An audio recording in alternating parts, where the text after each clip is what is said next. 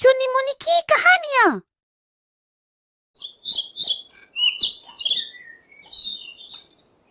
बहुत समय बाद चुन्नी मुन्नी की दादी उनसे मिलने के लिए उनके घर आईं। उन्हें देखकर तो चुन्नी मुन्नी की खुशी का कोई ठिकाना न रहा। दादी जब भी उन्हें मिलने को आती तब उन्हें ढेर सारी महत्वपूर्ण कहानियां सुनाया करती थीं। दादी से मिलने के बाद चुन्नी मुन्नी मन ही मन में आज की कहानी के बारे में सोचने लगी कि आज दादी हमें कौन सी कहानियां सुनाएंगी। फिर थोड़ा सोचने पर चुन्नी ने दादी से पूछा कि आज आप हमें कौन सी कहानियां सुनाने वाली हैं।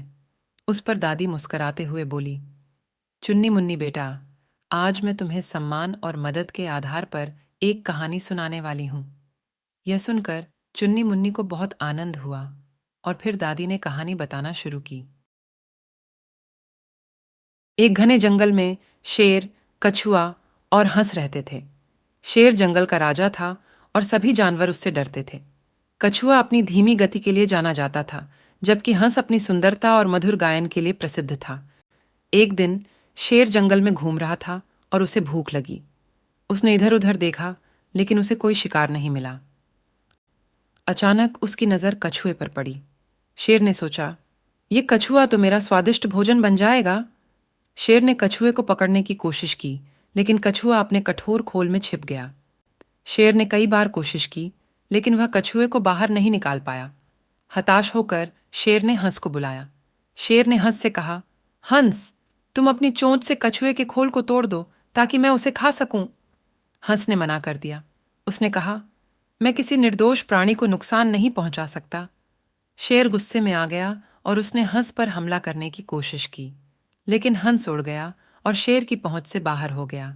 शेर हंस को पकड़ नहीं पाया और उसे खाली हाथ लौटना पड़ा। इस घटना से शेर को एक महत्वपूर्ण सबक मिला।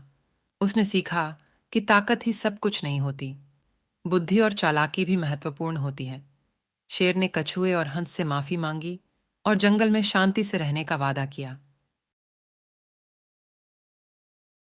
चुन्नी मुन्नी बेटा, इस कहानी से हमें यह नैतिक शिक्षा मिलती है कि ताकत ही सब कुछ नहीं होती, बुद्धि और चालाकी भी महत्वपूर्ण होती है। किसी निर्दोष प्राणी को नुकसान नहीं पहुंचाना चाहिए। गलती करने पर माफी मांगने में कोई शर्म नहीं है। यह कहानी हमें प्रेरित करती है कि हमें अपनी ताकत का उपयोग दूसरों को नुकसान पहुंचाने के लिए नहीं, बल्कि उनकी मदद करने के लिए करना चाहिए। हमें हमेशा बुद्धि और चालाकी से काम लेना चाहिए और निर्दोष प्राणियों का सम्मान करना चाहिए।